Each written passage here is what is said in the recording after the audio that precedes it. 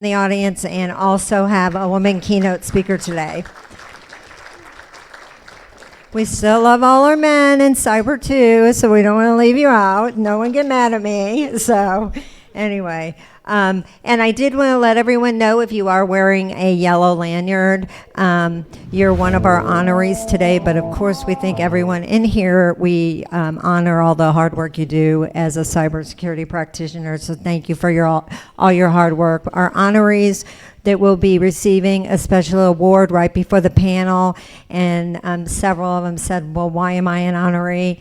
And it's just simply, we did some polls in the local market and your name came through that you're doing above and beyond extra work in the industry. But we want to honor everyone as well, so we'll open our bar around 3:30 and we'll celebrate with that CISO happy hour panel. So we have a lot of fun after our great keynote speaker today. So today I have Eva Benn. She's Offensive Security Senior PM Manager at Microsoft, co-founder at Women in Tech Global, board director, ICE, and she's a board director at ISACA, EC Council Advisory Board member, certified ethical hacker, GIAC Advisory Board. She's like I said, a senior security PM manager at Microsoft, currently leading their offensive security PM team that secures Microsoft's largest, most important products and services across edge devices, Windows OS devices, Xbox, Microsoft Game Studio, and more. She brings background in various cybersecurity domains and Big Four consulting. Over the years, she has earned multiple well-recognized industry certificates, including CISSP, CEH, CCSP, Security Plus, GSEC, GSTRT. I could go on and on. I don't want to take the whole hour of reading about all of her accomplishments, so definitely check everything she's done out on your app that you have. We're very excited to have her today, and she is going to be speaking today. The future of security is here and is powered by AI. Now what? So let's welcome Eva.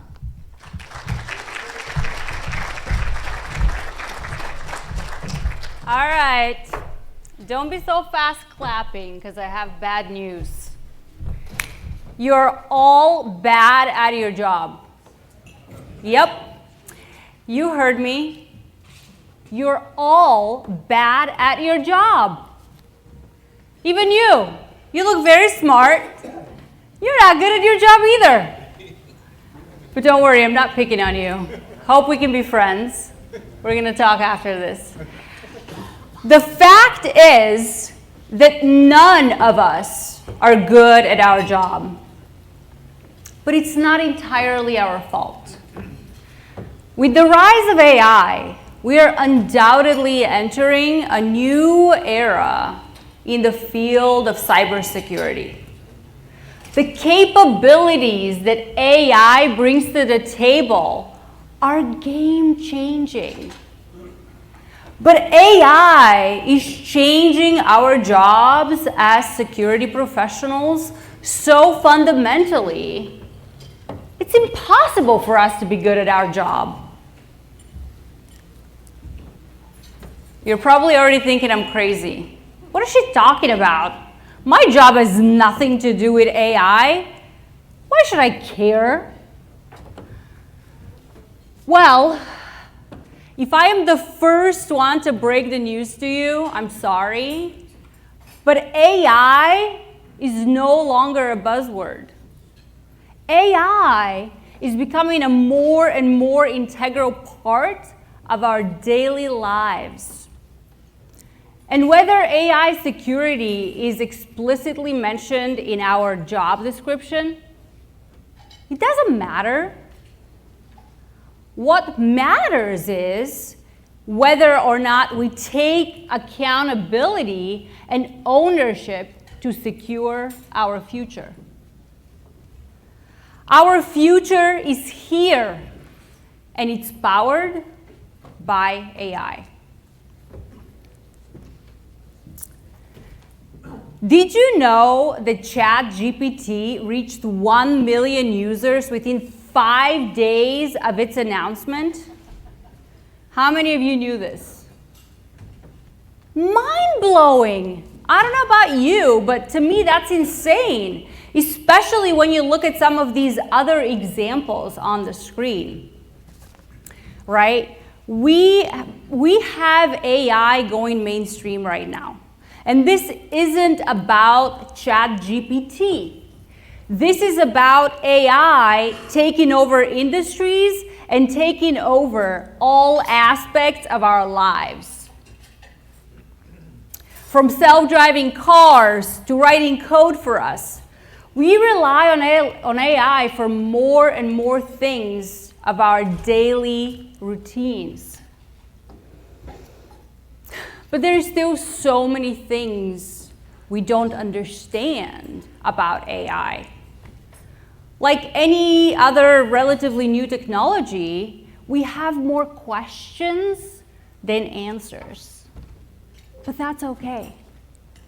We cannot let this uncertainty paralyze us. We need to get good at security in the world of AI.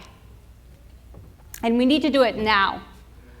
Because we either get good at it now or we are at the mercy of attackers who will absolutely weaponize AI and will take advantage of it.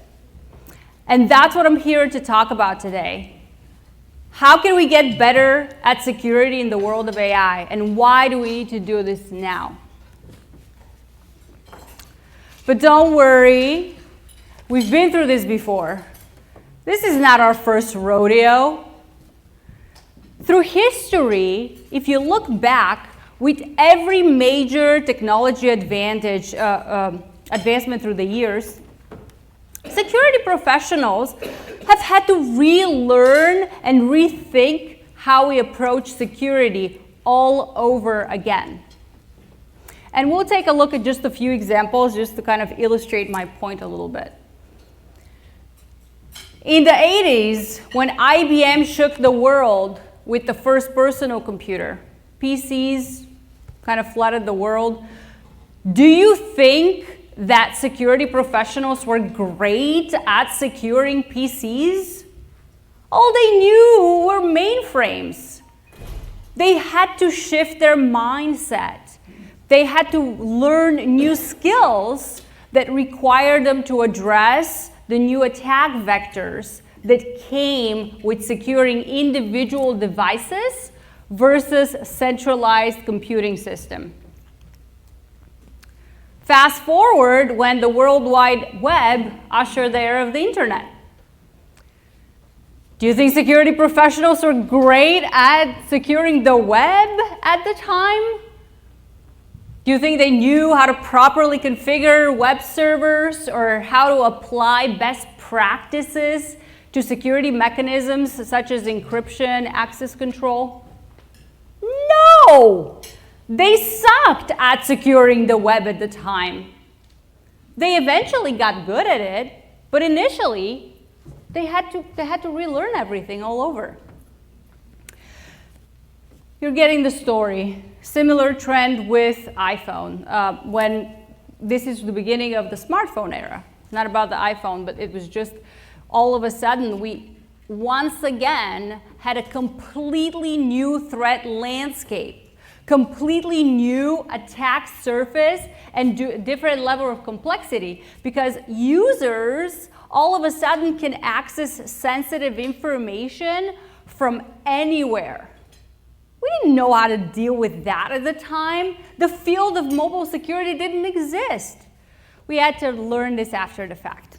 And so the common theme that I'm trying to illustrate with these examples is that through history, security professionals were bad at our job whenever there was a major disruptive force within the technology landscape. So we've been through this before. Every single time we just had to readapt and relearn. But now, in 2023, we have AI. AI is changing our world, but AI is a different beast. AI is not like anything we've seen so far in any of these major technology advancements. It's a different animal. Why? Why do you think it's different? I'll tell you why. Because every single one of these examples that we saw are built on software. Software is programmed with code. AI is built on data. And there is a fundamental difference that will drive how we approach security. Traditional software is programmed very intentionally with rules and with instructions, right? That we know exactly what the inputs, what the expected outputs are supposed to be. We know how it's supposed to behave, right? We can control that. So that makes it fairly straightforward for us to identify things such as bugs or security flaws. AI, on the other hand, learns on its own. Based on new patterns, it continues to evolve. It actually can adapt to new situations independently, and it becomes more and more sophisticated the more it learns. Much more similar to human brain. So, different ball game we're dealing here. But why should we care about it? Why is it so urgent that we get good at security when it comes to AI? All right. So I think we all know here that AI and machine learning technologies are highly flexible and adaptable. What does that mean? Well, that means that they're equally useful for defenders and attackers. Okay? It's not just defenders that are actually going to take advantage of this technology. And as AI continues to advance, we are inevitably going to start relying on AI for more and more AI-powered security functions. And that inevitably raises the question, who is going to adapt first? Who is going to innovate first? Who is going to take advantage of this new technology first? Through the years, we've seen the battle between the defenders and attackers. It's a never-ending game of catch-up. Who do you think has had the upper hand through the years? The attackers. Yes, 100%. So this is the crux here. Throughout history, attackers have seemed to have the agility advantage.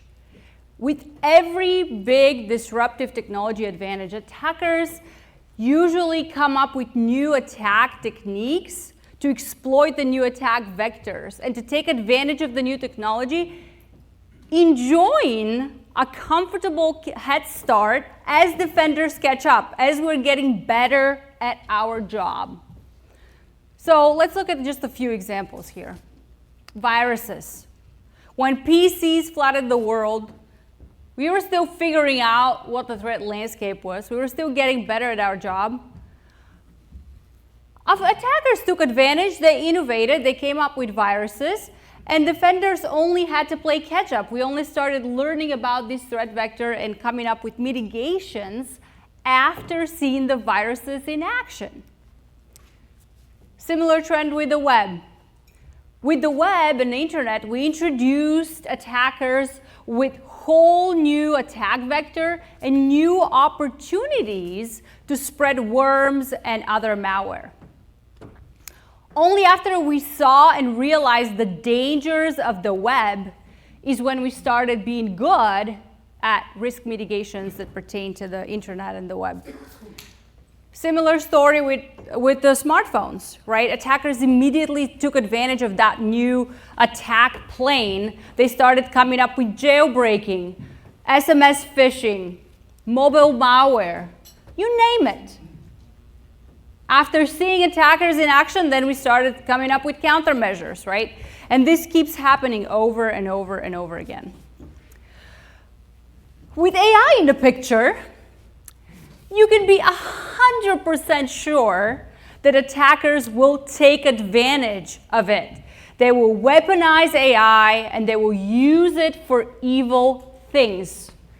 Just imagine the kind of reconnaissance they can do with AI. They can also build better malware that dynamically changes signatures to avoid detection. They can build skillfully crafted targeted phishing campaigns. And we've seen all of this already.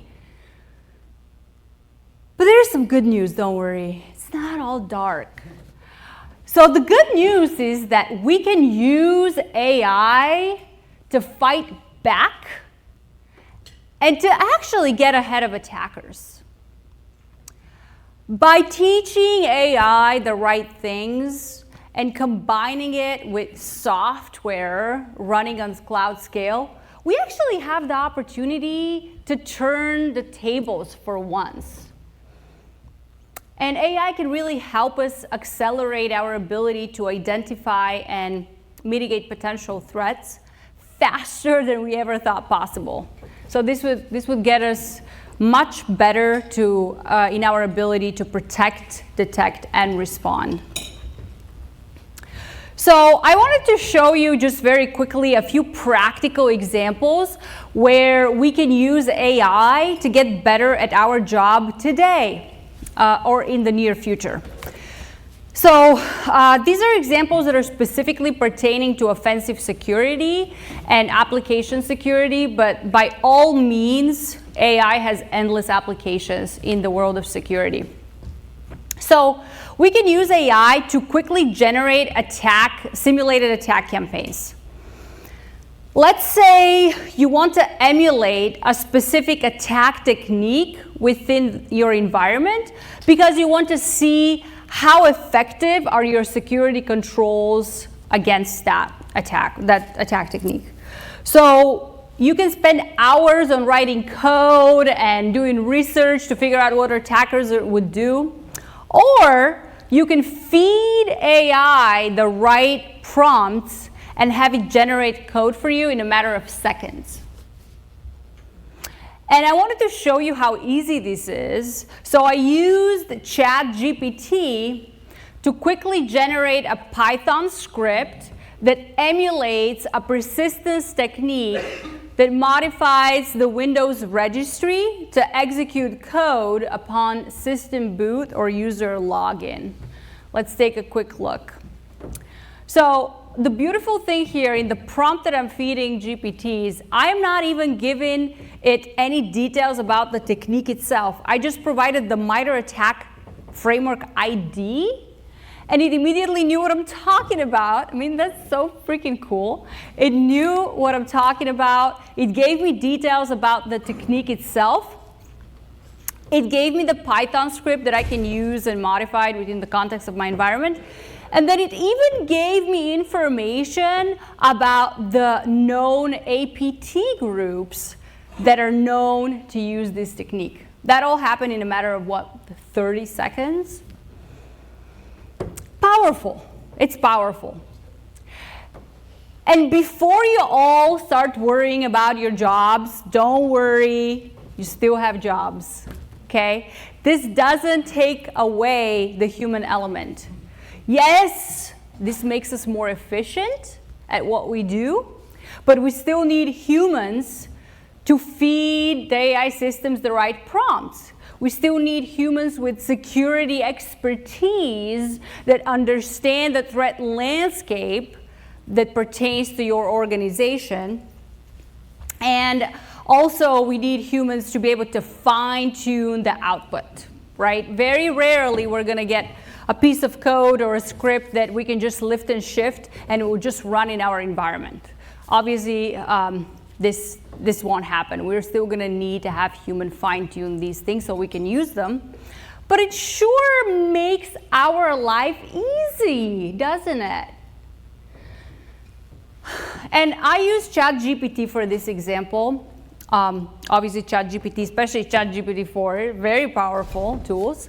But I wanted to make sure I note that there are already really impressive products on the market that are specifically designed to write code for you. And these are products that are trained on billions and billions of lines of code that can be very seamlessly integrated within your development environment. And one such example is the Microsoft's GitHub Copilot that recently got released. And Mike Krieger called it the single most mind-blowing application of machine learning I've ever seen. And for a good reason. We now can spend less time writing code and spend more time on what matters most: improving security. We can also use AI for attack path analysis. If you haven't heard of this term before, think of simulating attack campaigns within your environment without actually having to execute them, which can be not only costly, but it can be risky as well. We can do that by combining the power of generative AI and graph analysis, as well as real-world threat intelligence, to quickly map out very complex environments and to understand the configuration, model attack paths that attackers could use, and measure our defenses against these in real time. And then the output of this would be prioritized actionable security recommendations that you can use to strengthen the security posture of your infrastructure. So obviously really powerful because it enables us to essentially simulate attacks without running them. And this can be especially powerful when we're bringing data sources that are from all kinds of disparate systems, and such as environment configuration data, endpoint configuration, network configuration, user behavior analytics, past security response data, industry threat intelligence. The opportunities are really endless. But the coolest part is that AI continues to get better and better, and as it learns, it evolves and it gets better and faster. So eventually, AI models will be able to learn from each other. How powerful does that sound? And once we have the proper protocols in place to facilitate that, we can really expect to see an exponential growth in accuracy and speed. Eventually, by chaining multiple AIs together, we're going to get to the point where we're going to be able to predict future attacker behavior. And that's when we're really turning the tables. That would be especially useful when we're talking sophisticated and evasive attackers that are constantly changing their tactics. And my final practical example, obviously we can't talk about AI use cases without talking about shift left. Shift left is my favorite.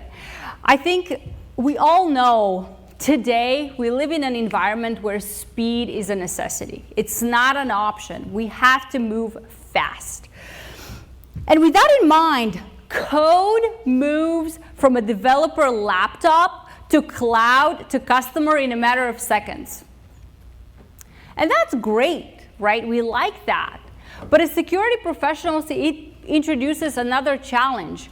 We have been trying to identify and mitigate vulnerabilities as early as possible in the development lifecycle. But with that speed, that makes our job even harder. And I do believe that AI has the opportunity to help us to address that problem because it processes data at unprecedented speeds. And by using AI tools in the development early in the development process, we can not only identify code level vulnerabilities as the code is being developed, but we can mitigate them and fix them right then and there before they get anywhere near production, which is cheaper, and it significantly reduces our risk exposure, obviously. So from a shift left perspective, I do believe that AI is the solution we have been looking for, and there's tremendous opportunities there. And like I mentioned earlier, it's only getting better from here. However, we can't realize all of these awesome opportunities and this amazing potential unless we really rethink security when it comes to AI.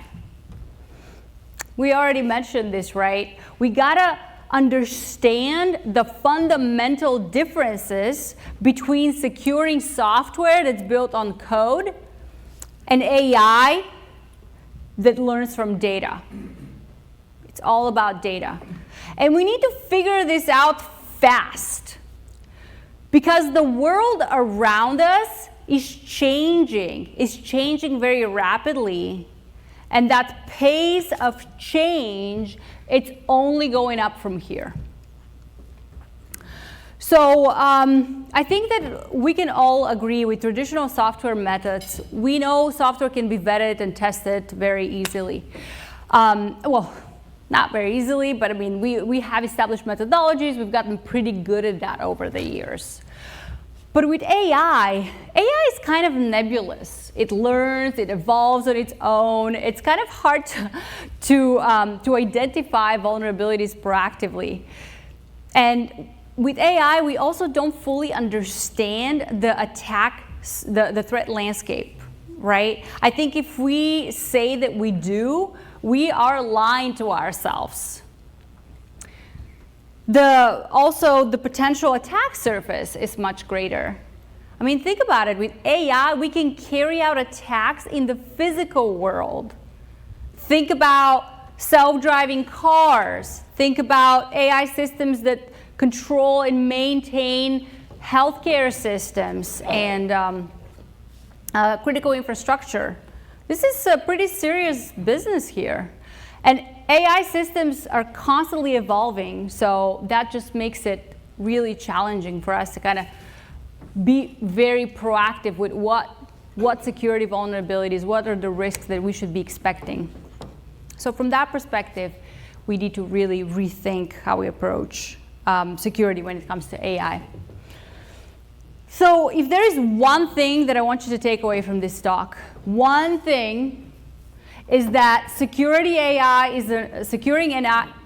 is an entirely different ball game. It's a different challenge.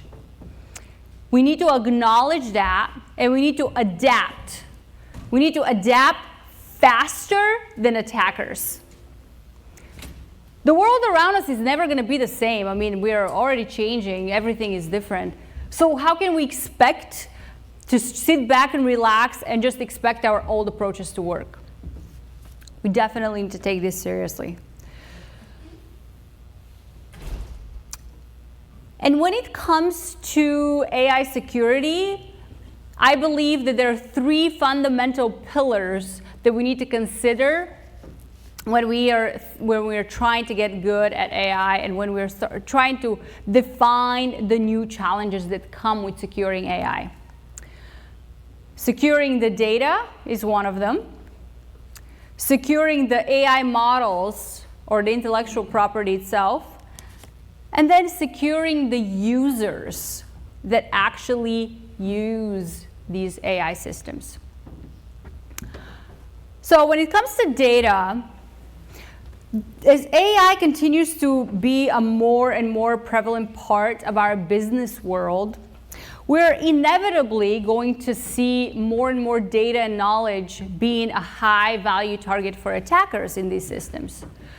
So protecting against the theft of sensitive AI data as well as intellectual property, such as the AI models themselves, is going to be a really, really critical part of our jobs. And securing AI systems will take a lot of effort and a lot of resources. So we have to start planning for this now, not after the fact. Furthermore, AI data presents more ways to be weaponized. So we really need to be careful about how do we store, process, and use AI data. One growing concern when it comes to data in the world of AI is training data poisoning.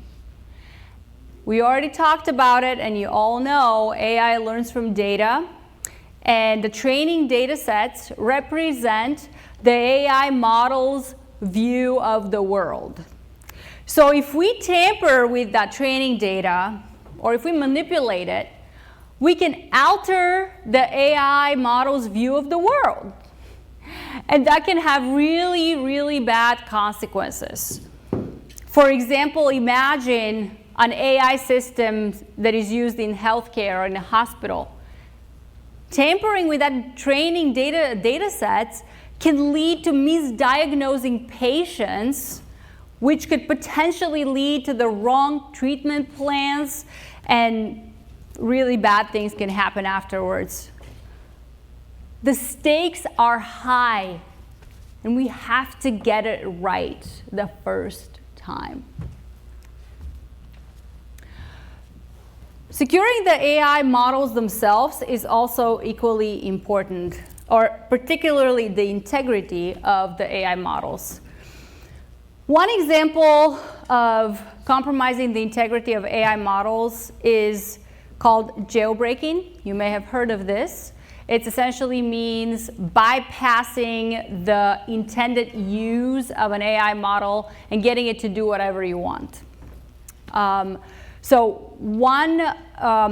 think this is very similar in concept with the traditional iPhone jailbreaking, which I'm sure people are familiar with, and that essentially allows us to modify the Apple's operating system to remove certain restrictions. So it's very similar in concept.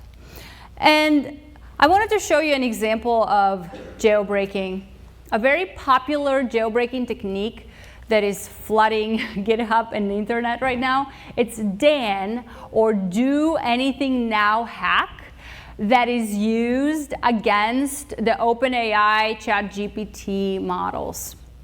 Dan essentially can make ChatGPT tell us lies, spread propaganda, share inappropriate things or sensitive information, and really just kind of ignore all of the code of ethics that OpenAI has intended.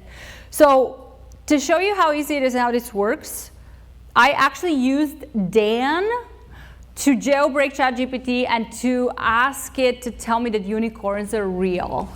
So let's take a quick look. So here's the prompt. It confirmed that the jailbreak was successful. And now from here on, it's going to provide me responses with two identities. One is the jailbreak, and the other one is the classic response. And here I will ask it if unicorns are real.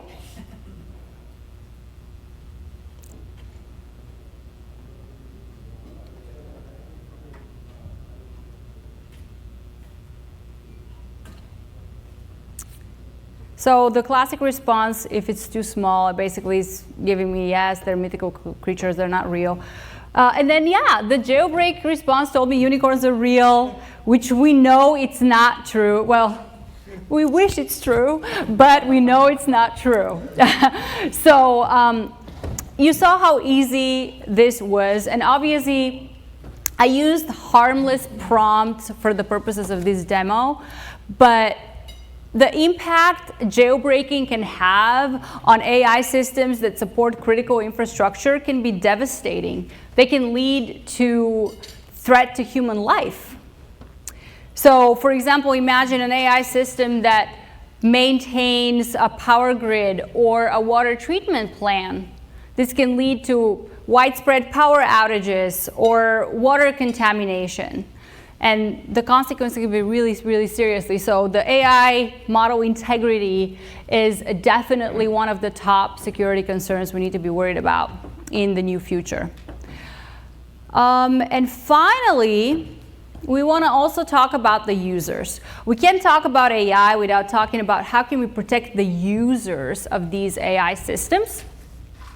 And I'm sure people here heard, it was all over the news last week, ChatGPT-4 actually tricked a human to solve a CAPTCHA for the bot, and it actually worked. So AI actually tricked a human to do something for them. What this means is that we are already witnessing AI social engineering humans. Already, I mean, this just became mainstream and we're already seeing this. And this isn't the only example, by the way. There are actually quite a few. So what this tells us is how incredibly easy it is for AI to trick humans to do stuff. And, you know, as security professionals, we really need to start thinking about how are we going to ensure that AI is used for good, that is not used to carry attacks against humans. And again, this can be, the stakes can be really, really high if we're talking something like AI-powered police forces or healthcare or critical infrastructure. So if this was kind of interesting to you, I highly recommend that you explore further. There are some great resources on how you can get ahead of the game with the AI threat landscape. So the MITRE Atlas framework is a really good place to get started. And MITRE stands for Adversarial Threat Landscape for Artificial Intelligence Systems. It's a mouthful. I'm glad they got the acronym. So what the MITRE Atlas framework is, it's very similar to the MITRE ATT&CK framework, the traditional one that we're all familiar with. But this one focuses on specific tactics, techniques, and procedures that pertain to AI and ML specifically. And this isn't just for people with AI in their title, okay? I hope I made that clear. Securing AI is everyone's responsibility now. And we really need to get good at security in the world of AI. This is non-negotiable.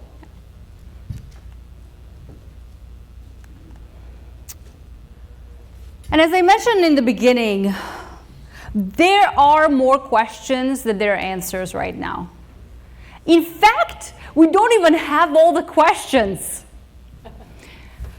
But one thing we know for sure, and that is that we are at a brink of a groundbreaking shift that will forever change everything we know.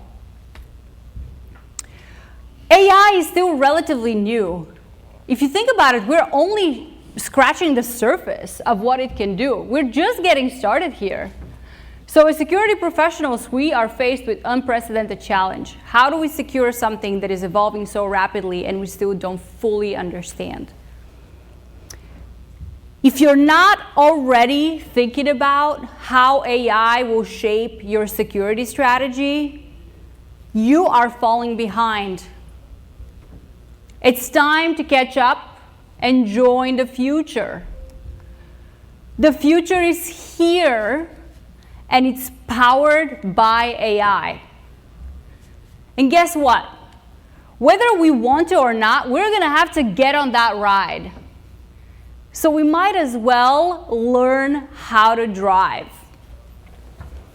If we're going to be solving global warming, it's going to be with AI. If we are going to perform medical miracles, it's going to be with AI. If we are going to end world hunger, it's going to be with AI. But to realize this potential, we need to get good at security in the world of AI. And we need to do it today, not tomorrow, Not next week, not next year, today. Thank you, and I'll be here if anybody wants to chat. Here's my contact information. Would love to connect with you offline. Thanks. Appreciate you being here.